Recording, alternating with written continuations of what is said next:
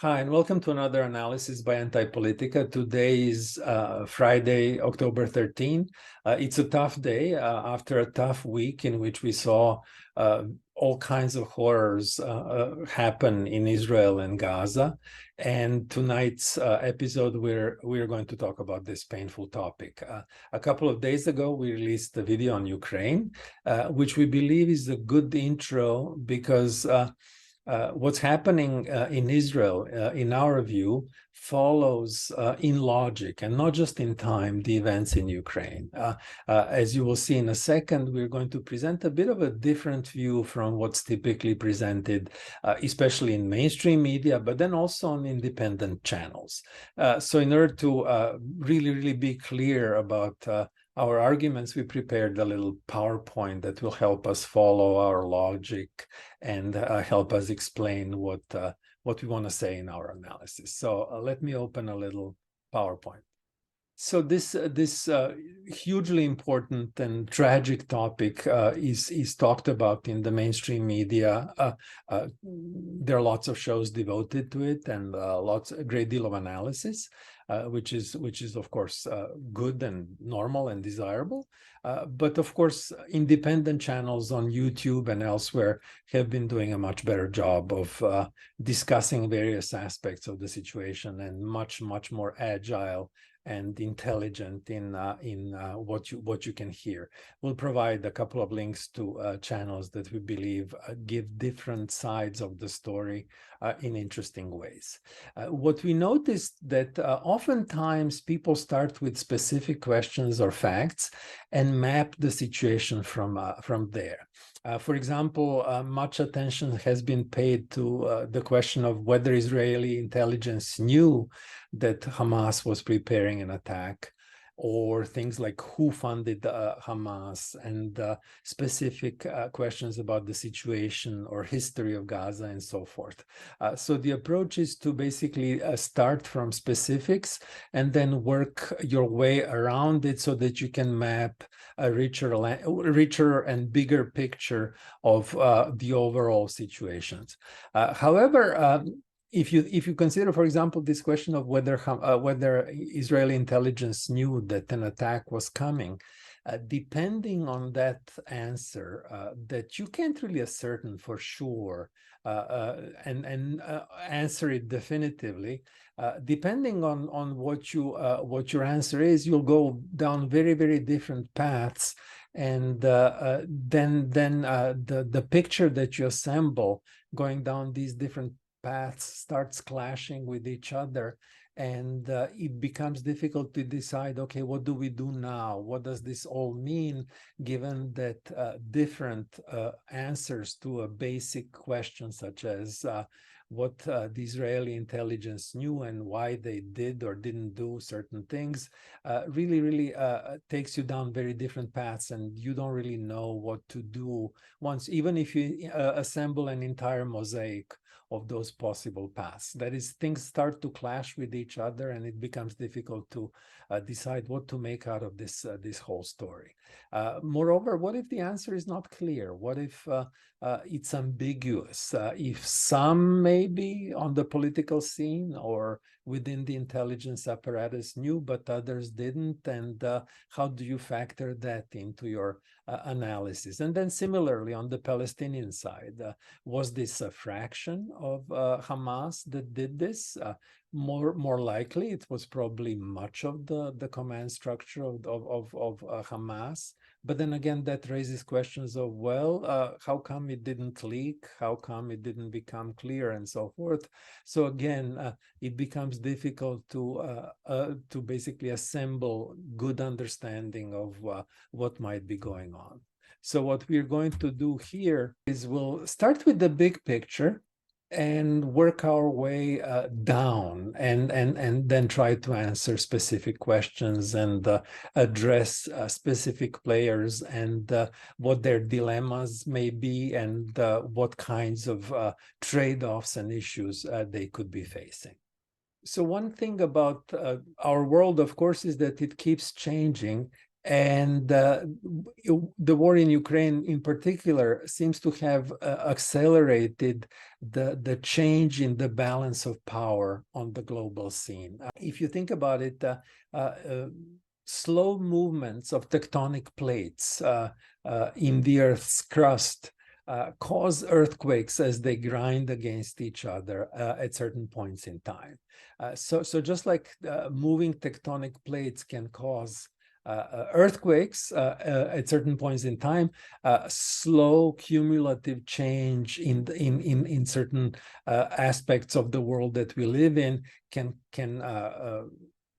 trigger conflicts, new ones, or reheat and replay old conflicts under new conditions. So we believe that this is a useful perspective in this case because much time has passed since the last big conflict between the Israelis and the Palestinians, or the Israelis and the Arab world in general, and the world has changed a great deal. And especially the recent events in Ukraine, where the proxy war by the West seems to be not going well for the West.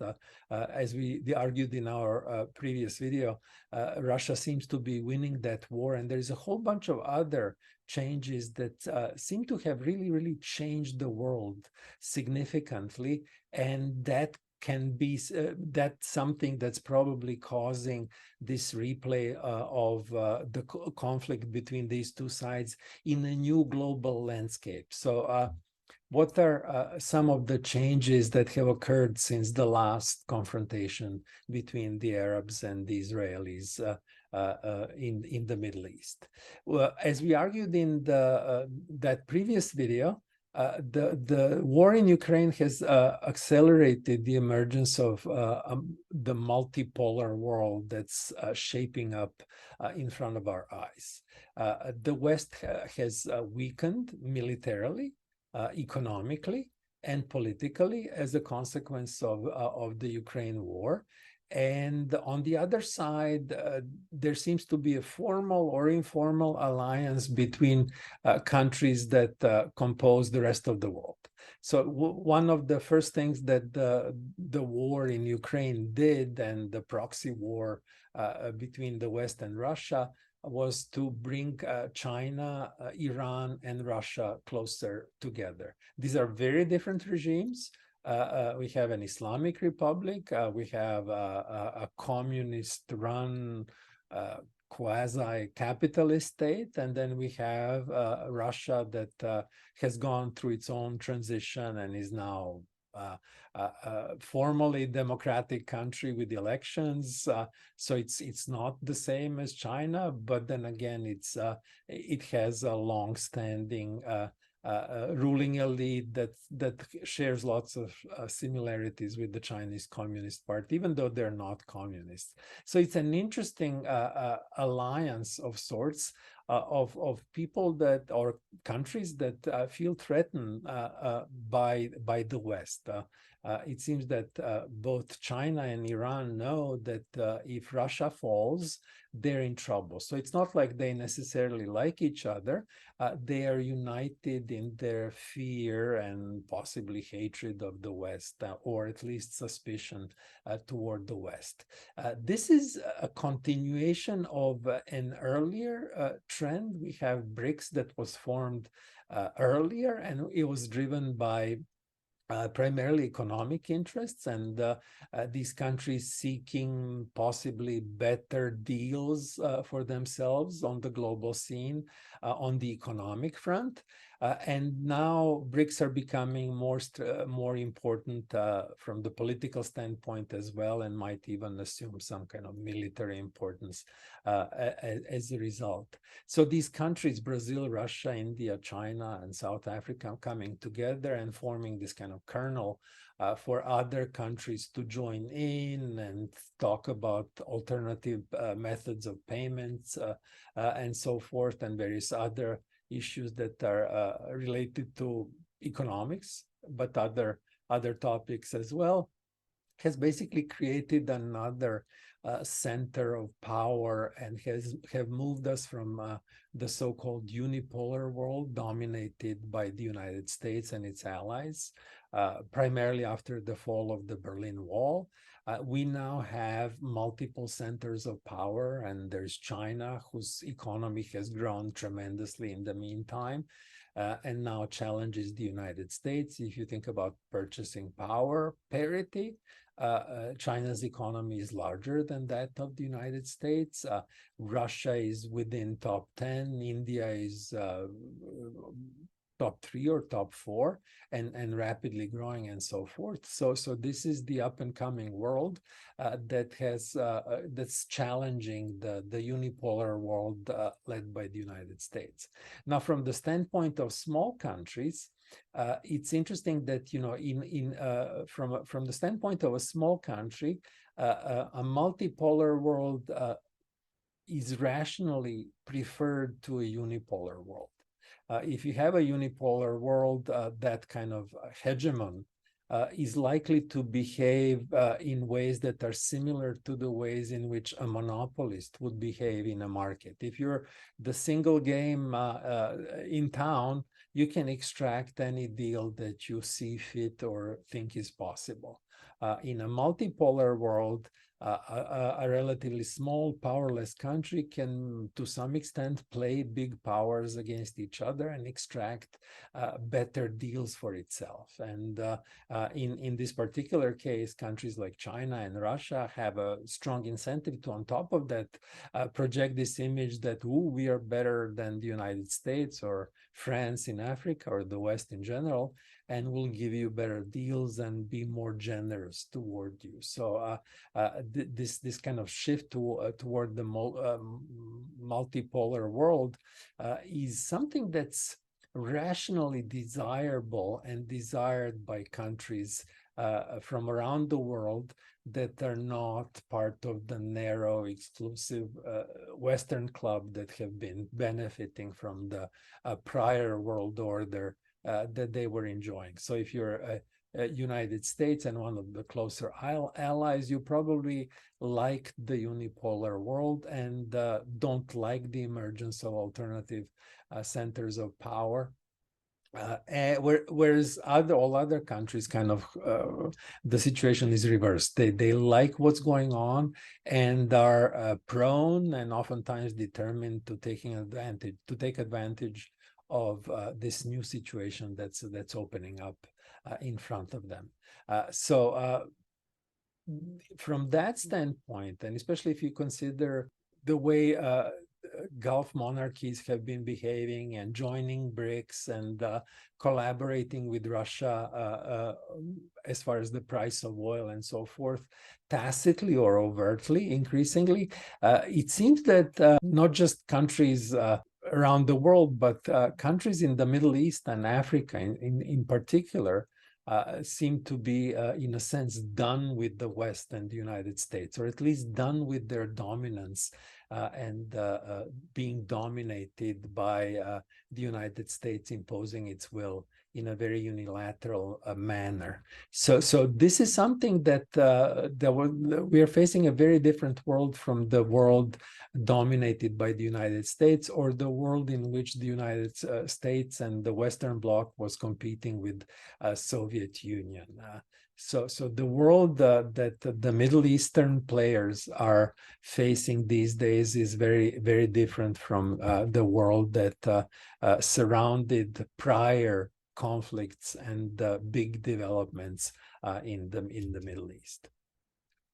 Another change from just 2 or 3 decades ago, something that's kind of underappreciated, is that the global public opinion and the way news are shared is very different from what we saw during the, say, first or second Iraq war, or even or Afghanistan, or most other wars in the region.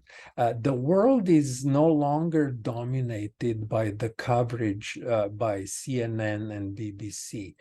The world sees a lot of footage in real time on independent channels on YouTube and Rumble and elsewhere.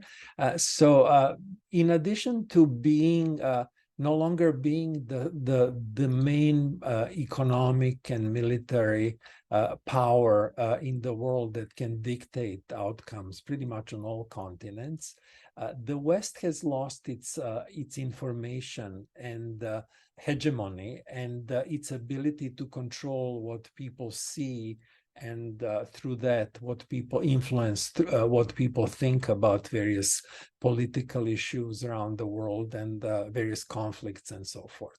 So this is a big change that's underappreciated, and it's in particular in this conflict. This is a big change from prior conflicts between the Israelis and Arab states and Palestinians in general.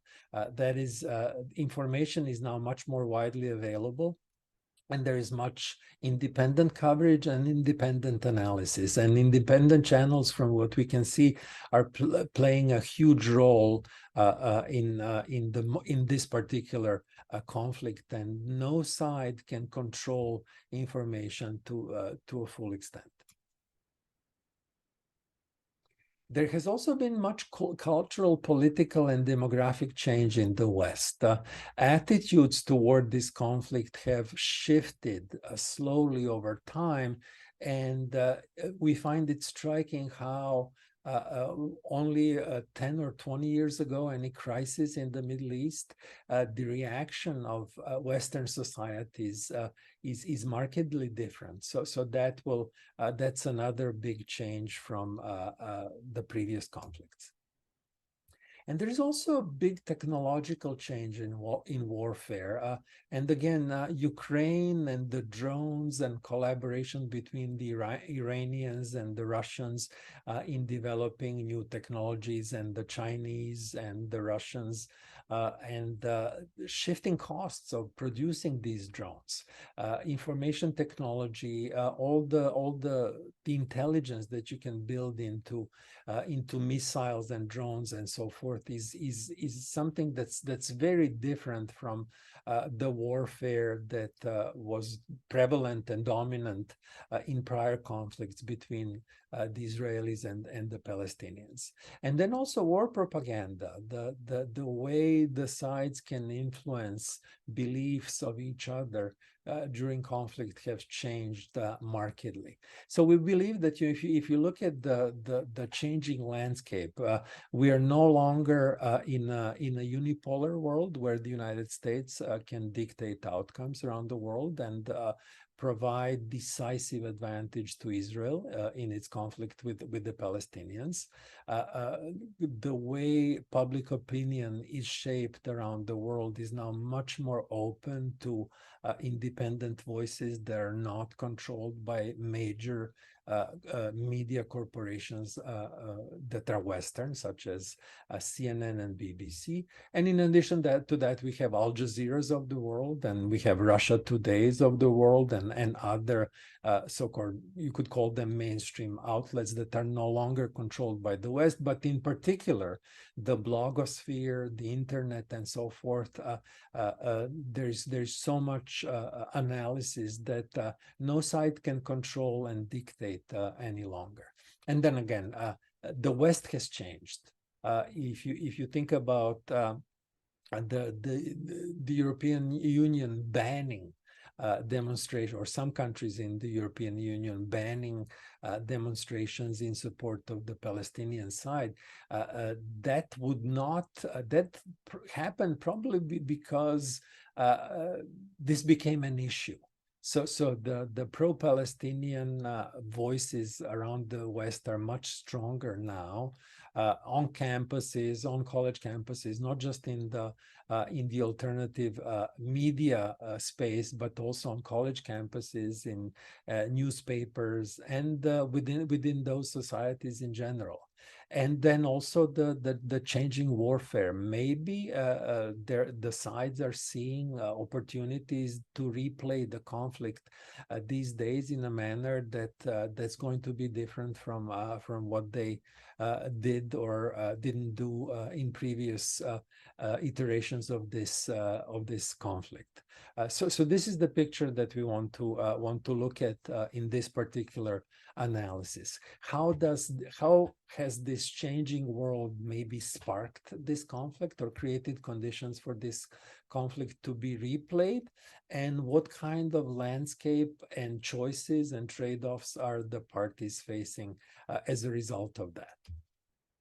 So let's go talk about Hamas and the Palestinian side first.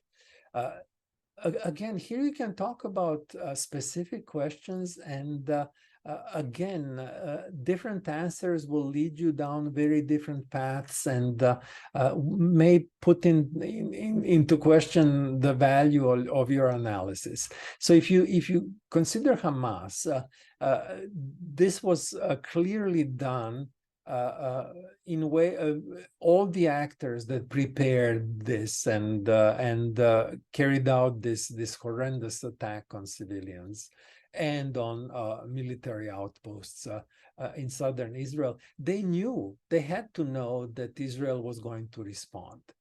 So the question of why, again, is something that you can have different answers to. Maybe this was just suicidal and driven by hatred of Israel and long-term animosity between these two peoples. But it's also possible that this was calculated. Was this purely irrational and hatred-driven, or was this calculated with a strategy in mind to confront Israel? Moreover, the savagery and all the civilian casualties, this is again something that was maybe driven by blind hatred and ideology and fanaticism, or maybe there's a kind of a spooky, diabolical calculation in this kind of premeditated, horrendously carried out type of attack. And again, here you can, or it could be a mix of the two.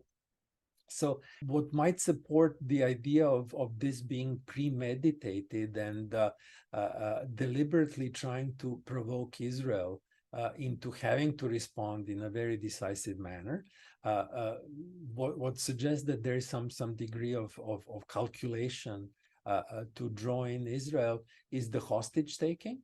That's almost like taunting Israel to want to do something, but then have to factor in this cost of hostages, and God knows what might happen to them.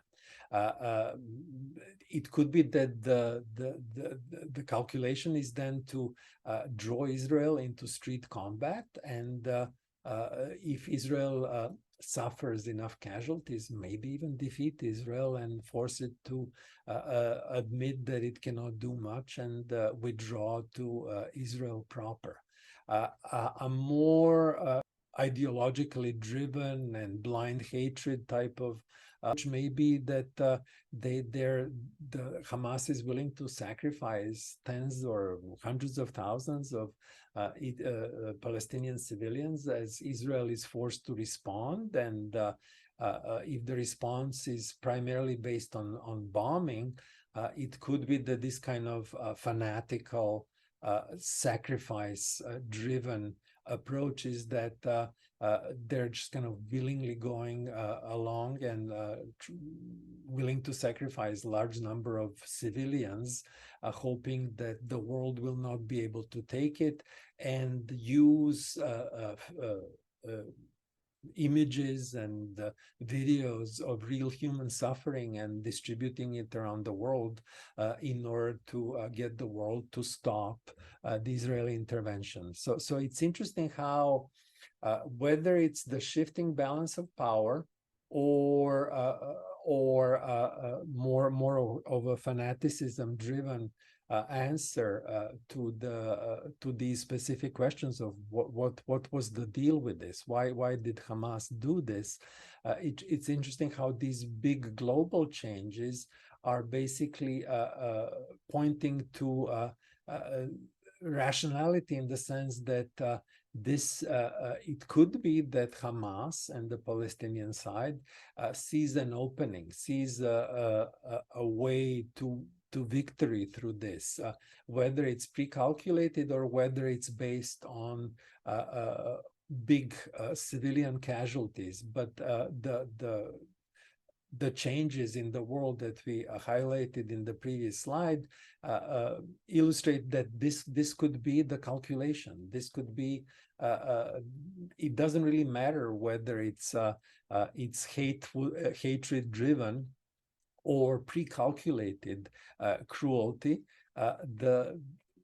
The path to victory could be via street combat, and maybe some lessons learned from the conflict in Russia, use of drones, and God knows what kinds of equipment surprises they may have up their sleeves that they're counting on in street combat with the Israeli side. Or it could be that this is just kind of desperation and willingness to sacrifice and hatred driven, and counting on the ability to, through PR, influence the global opinion. Or it could be that the emergence of BRICS and more independence and more breathing space that various regimes, and especially Arab regimes, have in a multipolar world, that they may be able to put their foot down and say, okay, we cannot take these casualties in Gaza. We are not going along with this. Maybe do oil embargoes, maybe get involved militarily, which we suspect is not going to happen. The big conflagration is not in the interest of the Palestinians. They probably want broader support, but not armed support, but more economic and public opinion pressure from around the world for Israel to basically do not crack down on Gaza indiscriminately and punish the entire population. So from the standpoint of the changing world, it seems that the Palestinian side and Hamas may be thinking that this is winnable, whether through the weakening of the West and reduced stockpiles and the presence of Hezbollah up in Lebanon and its armaments.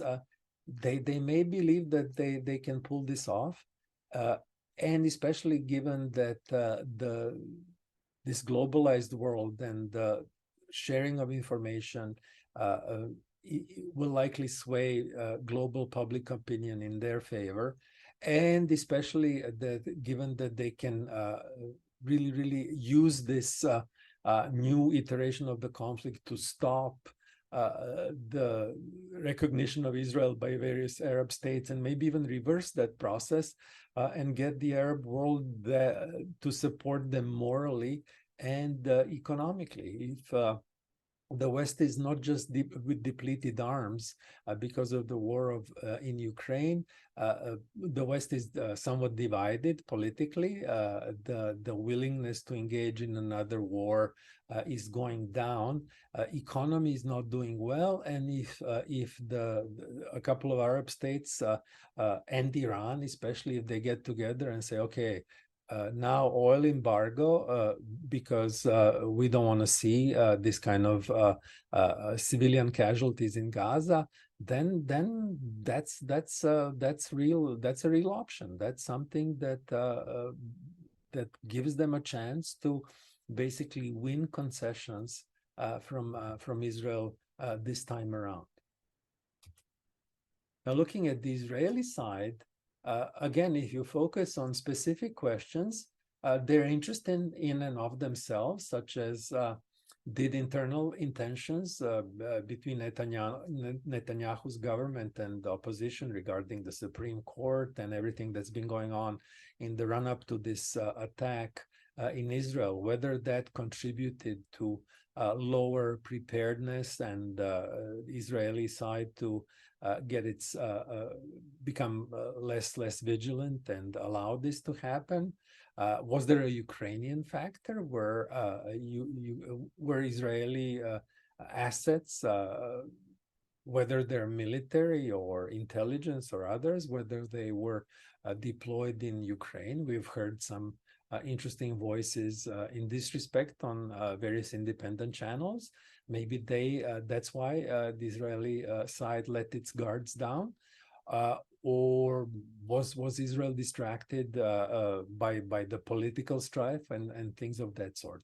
And again, these are valid and interesting questions that illuminate answers would illuminate what happened and what may be about to happen. But again, we argue that the more important and more interesting aspect as far as the Israeli side are these big global changes that have taken place since the last conflict with the Palestinians. And if you think about these global trends and global changes, they put Israel realistically in a tough situation, in a tough spot, and before very tough choices. So whatever these answers to these local questions about what really happened, whose fault it is, and so forth, the bigger issue and more worrying issue for Israel are these bigger changes around the world and what's going on in Ukraine and what's going on with the West in general. So these bigger issues is that is the firepower for a major offensive on Gaza even available? How much of these Israeli shells and projectiles and missiles are they available in quantities that are desirable for a war, especially if it becomes protracted and if Hezbollah out of north joins the conflict. So we don't know an answer to this, but it's a legitimate question. Has the West carelessly depleted its weapons stockpiles in Ukraine and now may be less able to help Israel in this conflict? Now, even if this firepower is available, is its indiscriminate use on Gaza, which is one of the most densely populated areas of the world, how is the world going to react to it? So is the firepower available at all? And if it is, how usable it is in the context of the densely populated Gaza? How much violence and casualty is the world willing to stomach before they tell Israel, hey, stop, or there will be economic and other repercussions and action against you? Now, if massive bombing, massive aerial bombing and missiles to Gaza are not acceptable, but the only way to defeat Hamas is to occupy Gaza, which means engage in street combat. That's going to basically result in high casualties on the Israeli side as well. So is Israel willing to take those casualties? And especially again, has the warfare changed? Have Hamas fighters learned something? Have they been trained by various instructors? And we've heard credible sources argue that as far as entities that have been helping Hamas arm itself and train itself and so forth, range from Iran to Bahrain and Qatar to Turkey. So it could be that now this force is much more capable than the other side may believe. So this is again something that doesn't really favor Israel and makes its choices tougher, and this is something to consider. Moreover, if you think about these global trends, in essence, Israel is facing weakening support in the weakening West.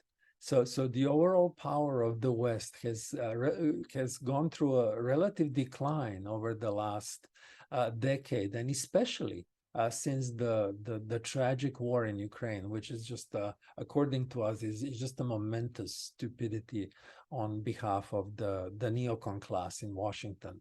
So as a result of that big error, strategic error in Ukraine, now the consequence is that in this iteration of the conflict in the Middle East, Israel can count on a weakened support in the weakening West, and it seems that what will unfold first in the days to come is that there will be unraveling with any kind of positive achievements on the diplomatic front between Israel and various Arab countries. As Israel cracks down on Gaza, one Arab country after another will be reversing its course and demanding that Israel stop its crackdown on Gaza and reversing quickly all those diplomatic gains. And again, this will be something that will be facilitated by the emergence of BRICS, the resurgence of Russia, and the establishment of China as a big global economic power that can deal with Iran and Saudi Arabia and get them to negotiate and overcome their conflicts. So that's another negative trend for Israel. Iran seems to be completely reinvigorated and has normalized relations with the Arab world. And it's interesting how in this new world, given the missteps in Ukraine, the neocon class seems to have not just united and drawn together Russia, China, and Iran, and possibly other countries.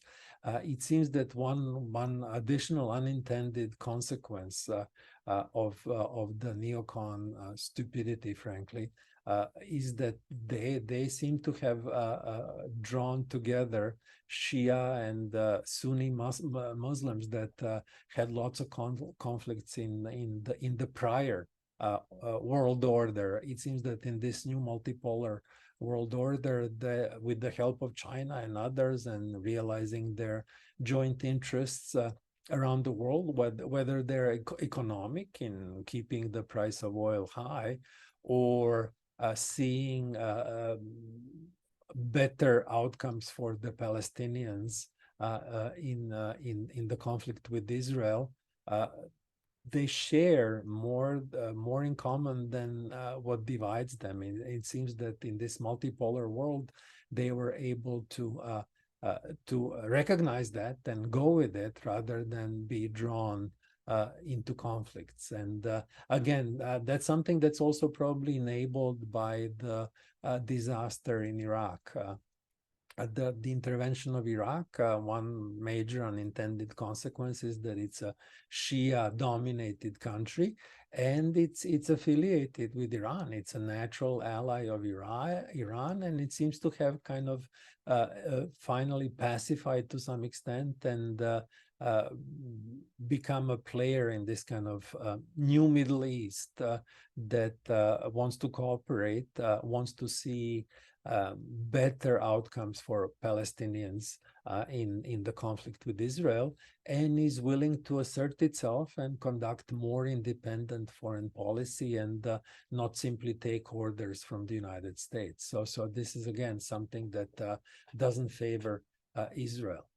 And similarly, if you look at countries around the world, Brazil, Russia, China, India, nobody is eager to support Israel's overly violent crackdown on Gaza and the Palestinian side in general. So no matter what you think about these specific questions about what happened in Israel to allow this to happen, and again, here there are many theories, some of which have flavor of conspiracy theories, such as okay, this was purposely allowed, and so that Israel can crack down on Gaza. Whether that's the case or not, the reality that Israel faces is defined by these big picture factors, and we would argue that they all seem negative compared to the situation in which Israel fought its prior wars with the Arabs and the Palestinian side. So there seems to be, it seems that Israel faces an uphill battle, and hopefully they will take into account all these factors. In particular, we believe that taking an overly cruel approach to the densely populated Gaza will likely backfire in major ways if Israel decides to pursue that. Now, let's talk about the USA. As if the conflict in Ukraine didn't pose this question forcefully enough, now it's really on the table. The US is facing this big trade-off and this big question between the imperial unipolar view of the world, in which the United States has the goal of dominating the entire world and dictating outcomes around the world, and imposing them through a mix of economic pressure and military action, and more of the MAGA views of the world that are more realistic and put America first. So the empire worldview is of the bomb Iran type, something that Lindsey Graham has articulated forcefully in the media over the last couple of days. And then MAGA views that basically argue that, okay, we support Israel. Israel clearly has the right to defend itself, and that Hamas action, that was pure terrorism, pure evil, and that calls for punishing all the responsible ones. But they draw the line and are eager to point out that Israel is still a different country from the United States. So they don't want to engage in war necessarily, other than to support Israel's right to defend itself. And moreover, they like to emphasize this question. Well, how about our borders?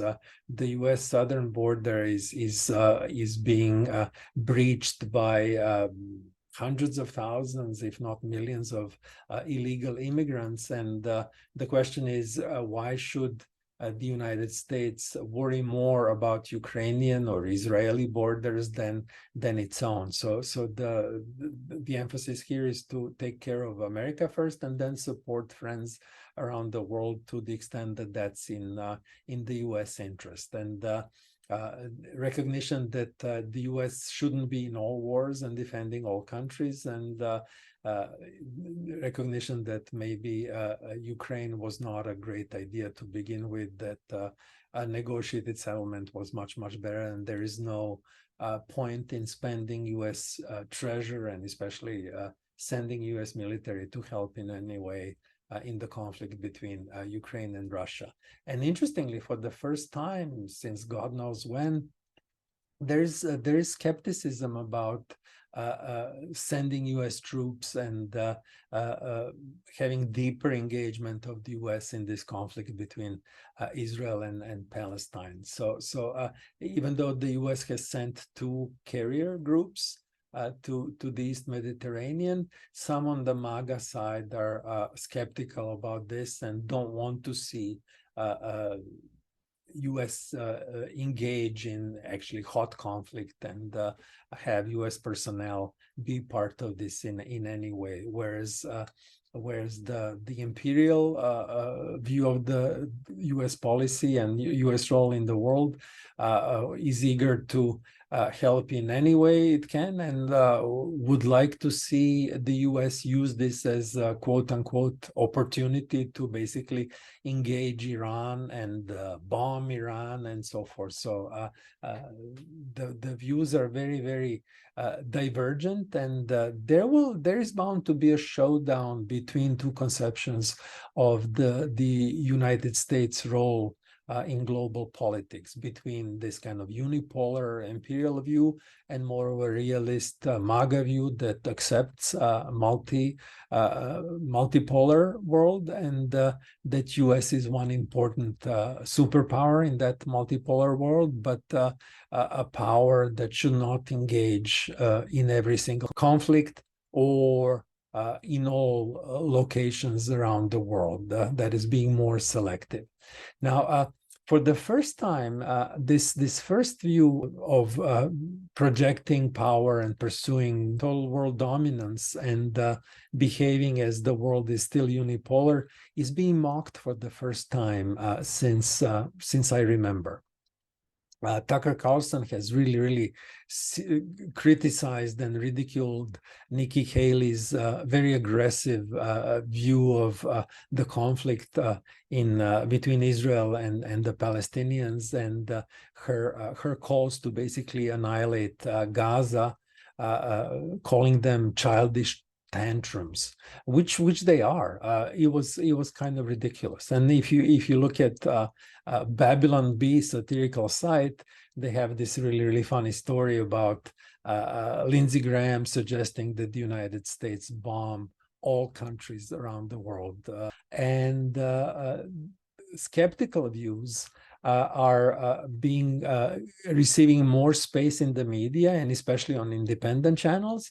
And we also see the emergence of pro-Palestinian perspectives in blogosphere, independent channels, and so forth, and even across campuses in the United States. And in US Congress, we have a couple of representatives that have basically advocated for a just solution to the Palestinian question in order to settle this conflict. Well, so this is something that's new and is going to only get more and more in focus. And it seems that the trend is toward more of a MAGA view, more of a realist view, and skepticism toward involvement of the United States in various conflicts.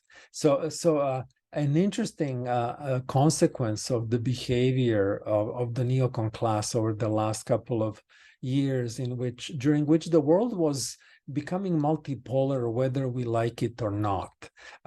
China's economy was growing faster than that of the United States. China was developing really fast.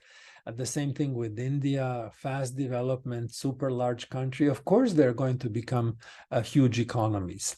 Moreover, whatever you think of Putin, since he took over, Russian economy grew. He was able to restore that country compared to Yeltsin years in remarkable ways, and strengthen its military. And as a result of that, Russia seems to be winning in Ukraine this proxy war against the West. So this is something that wasn't expected, but it's happening. So the multipolar world is coming, whether we like it or not. And the question is whether the United States will be able to switch to this new mindset, to display behaviors that are more adapted to the reality of the world that we live in. If we continue down this unipolar world mindset path, we may be endangering the US dollar. And we may accelerate the demise of the dollar as the global world currency. And it's interesting that even the sending of the aircraft carrier is not really clear. What is it that these carriers can help Israel do in Gaza or in its conflict with Hezbollah? in southern Lebanon that Israel cannot do without them anyway. So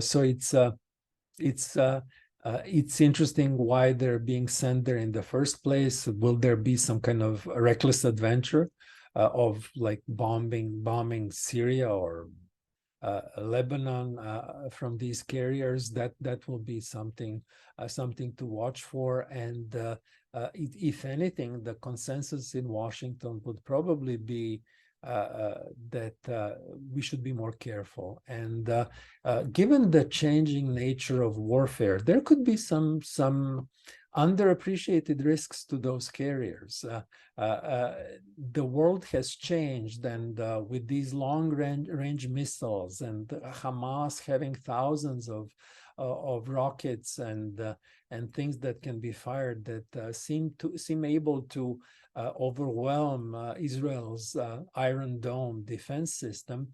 An interesting question to ponder is that if these carriers get engaged in a deeper conflict, what might happen to them? Are there some risks that we are not accounting for? One interesting aspect of the Ukraine war is that you don't really see much action by either Russian and especially Ukrainian Navy. And it could be that in this new generation of warfare, big ships have become just much more vulnerable. And it could be that the nature of warfare at sea is changing in ways that may kind of mirror what the French did after the First World War. That is emphasizing technologies that ended up being irrelevant in the Second World War. So could it be that these large carrier groups are a relic of prior wars that might not work as well in new confrontations in the new generation of warfare? Something to think about. We are not military experts, but from the standpoint of changing technology, there is no reason to believe that any military technology will be around forever or superior forever. So something that should be taken into account, especially if some kind of more risky action is to be taken. There could be some really unpleasant surprises that may happen as a result of that. So as a result of this, it seems urgent for the United States to adjust its foreign policy to the new reality of this multipolar world that's emerging. It's very dangerous to behave as if you were the only superpower in a unipolar world when the reality is multipolar. Then much of what you do may end up backfiring, and the adventure in Ukraine could be the first major tragic example of that kind of hubristic thinking that our neocon class in Washington, D.C.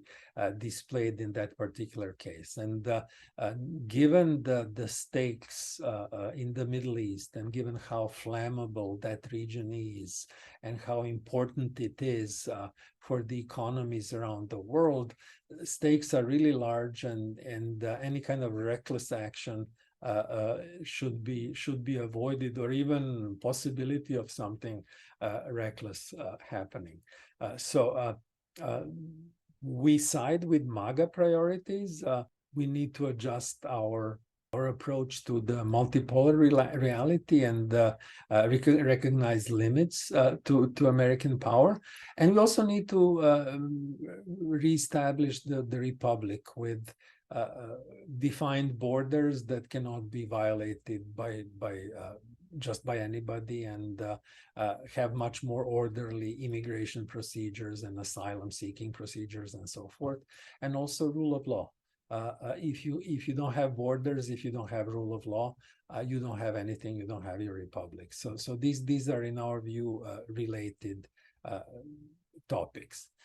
And in addition to that, we need clear thinking, and the MAGA movement is yet to develop its foreign policy philosophy, other than Trump's idea of making deals that are in the American interest. But if Trump is not there, and for the diplomatic apparatus, if you think about State Department and so forth, what is the doctrine? What should the U.S. approach to foreign policy look like in this multipolar world in which the U.S. is not the only power, but is competing with China and Russia and India and other big countries? And the emphasis is no longer how to threaten and issue orders and conduct maybe colored revolutions in your client states, but more of courting them and trying to get them and persuade them to switch to your side and pursue joint interests, rather than being simply dictated what to do by, from what we see around the world, oftentimes arrogant and obnoxious U.S. ambassadors. So much needs to change in the way the United States conducts its foreign policy in this new multipolar world. As far as others, EU is clearly a basket case. The war in Ukraine has really thrown EU in economic, political, and all kinds of turmoil.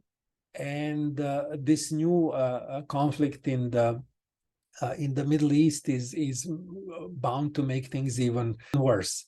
If you take a country like France, it has the largest Jewish community in Europe, but it also has the largest Muslim and Arab community in the EU, and it's the country is basically importing all the tensions from the Middle East inside its own borders, and is facing internal strife layered on top of economic crisis. And it's really difficult to see where things are going for France and Germany and various other European countries that have basically imported demographically, by virtue of large immigration in the previous years. They now have this kind of internal conflict with the political class and part of society willing to and eager to side with Israel, but then having all these militant, oftentimes activists that are really keenly aware of the suffering of the Palestinian people, and having a very different approach. So economic crisis, political crisis, unresolved internal tensions between member states about how to approach different things, rift between Eastern Europe and Western Europe on the political front, and approach to immigration, rift between the South and the North on government spending and deficits and economic issues and so forth. So the EU is in deep trouble, and is totally marginalized on the international scene. And it's not really even clear that the EU will survive given its tensions. And then now we have the latest vote in Slovakia that doesn't really want to be engaged in helping Ukraine, and probably thinks that the best thing is to negotiate, whereas Western Europe is still insistent on helping Ukraine and so forth. So EU is really a basket case, and God knows whether it will even survive. NATO is probably even worse if you add Turkey and its interests and behavior, and especially with respect to the Middle East and the Palestinian issue. The way Turkey thinks about it and the way Western Europe and the United States think about it is very different. So NATO is probably even worse as far as the strains to which this new conflict in the Middle East will expose it than the European Union itself. When it comes to Arab states, hopefully they will resist temptation to be drawn into military conflict, and they have strong incentives not to join this war. But they have diplomacy. They face previously unavailable opportunities, in the sense that they don't have to necessarily follow orders by the United States. They have other partners that they can deal with, and demand a diplomatic solution to the conflict that's more to their liking. And moreover, given that they have economic alternatives, and given that the power is increasingly distributed, they may be able to exercise some economic muscle. That is, reduce oil output, tighten the screws on Europe, especially. The United States and Canada, North America is self-sufficient as far as energy, but they can really tighten the screws on Europe and tell them, look, if you support Israel and bombing of Gaza and indiscriminate shelling that kills thousands of civilians, you're no longer getting our oil, and we'll just sell our oil to India and China and other parts of the world, and we can do without you as customer for a while, until you agree to basically do something and put pressure on Israel to stop it.